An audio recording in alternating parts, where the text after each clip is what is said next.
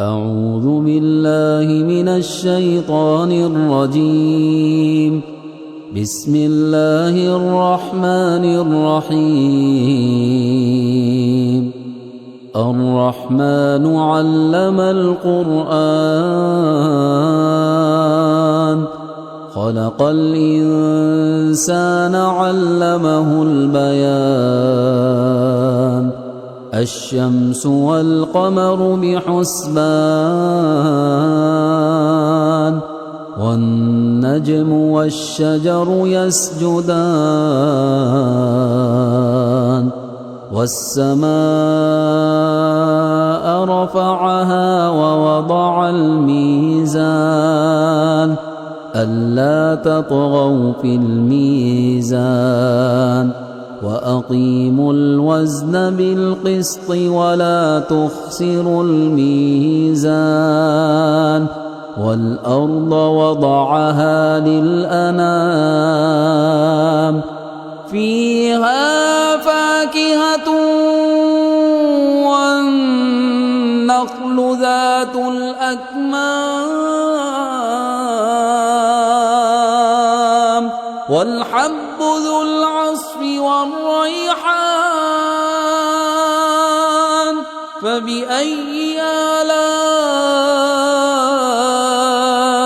ربكما تكذبان خلق الإنسان من صلصال كالفخار وخلق الجان من مارج من نار فبأي آلاء ربكما تكذبان رب المشرقين ورب المغربين فبأي آلاء ربكما تكذبان مرج البحرين يلتقيان بينهما برزخ لا يبغيان فبأي آلاء ربكما تكذبان يخرج منهما اللؤلؤ والمرجان فبأي آلاء ربكما تكذبان وله الجوار المنشآت في البحر كالأعلام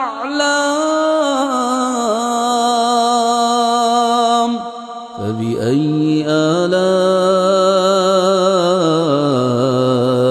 ربكما تكذبان كل من عليها فان ويبقى وجه ربك ذو الجلال والإكرام فبأي آلاء ربكما تكذبان يسأله من في السماوات والأرض كل يوم هو في شأن فبأي آلاء ربكما تكذبان سنفرغ لكم أيها الثقلان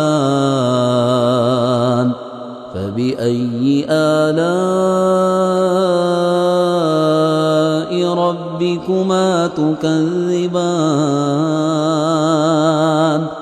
يا معشر الجن والإنس إن استطعتم استطعتم أن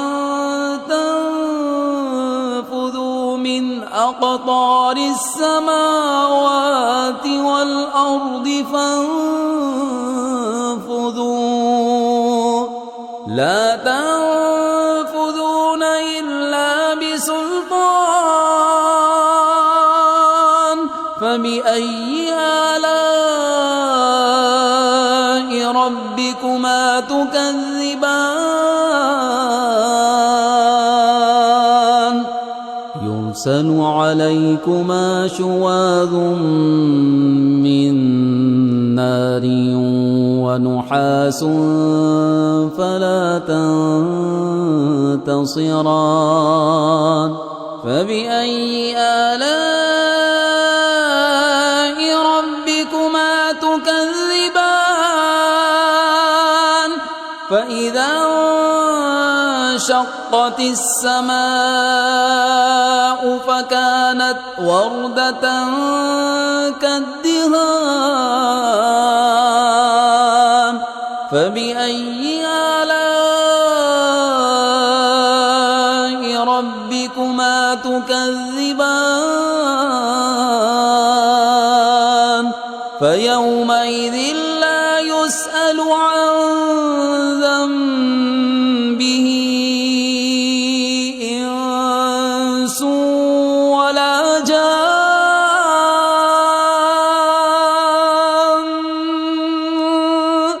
فبأي آلاء ربكما تكذبان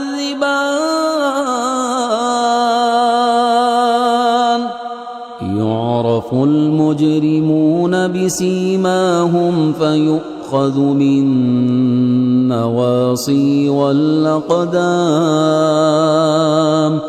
فبأي آلاء ربكما تكذبان هذه جهنم التي يكذب بها المجرمون يطوفون بينها وبين حميم آن فبأي آلاء ربكما تكذبان ولمن خاف مقام ربه جنتان فبأي آلاء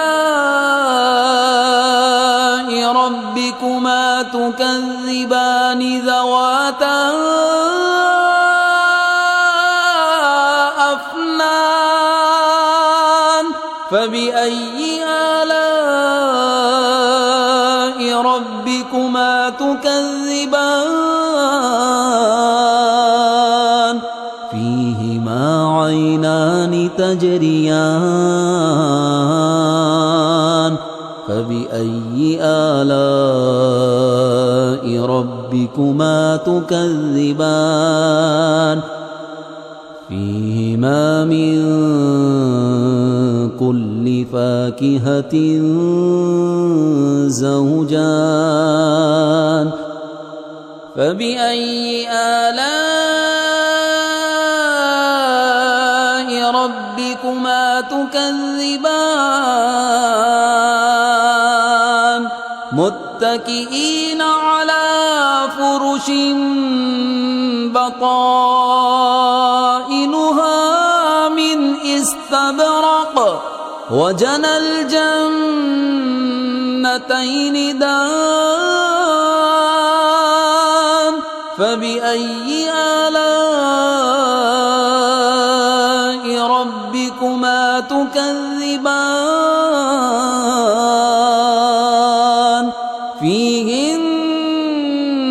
قاصرات الطرف لم يطمثهن إنس قبلهم ولا جان فبأي آلاء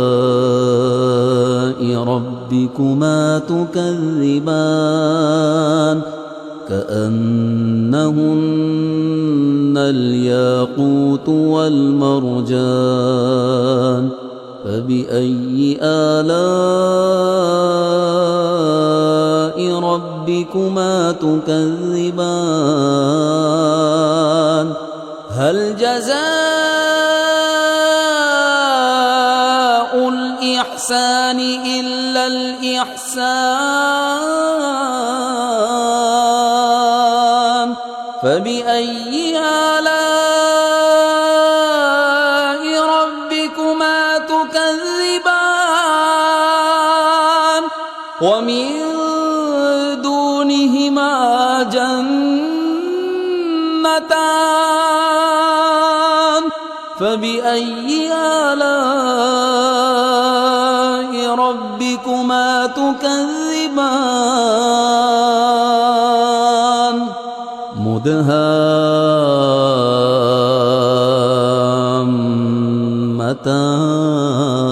مدهامتان فبأي آلاء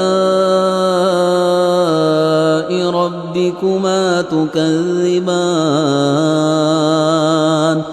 فيهما عينان نضاختان فبأي آلاء ربكما تكذبان فيهما فاكهة ونخل ورمان فبأي آلاء ربكما تكذبان فيهن خيرات حسان فبأي آلاء ربكما تكذبان حور مقصورات في الخيام فبأي آلاء ربكما تكذبان لم يطمثهن إنس قبلهم ولا جان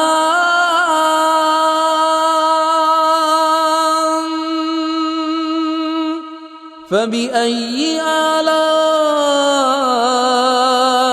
ربكما تكذبان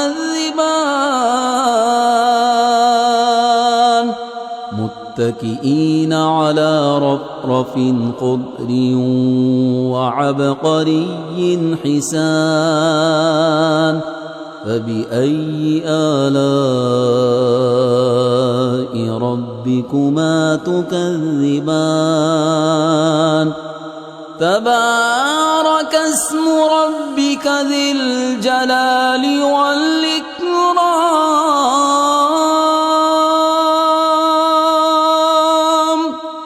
صدق الله العظيم.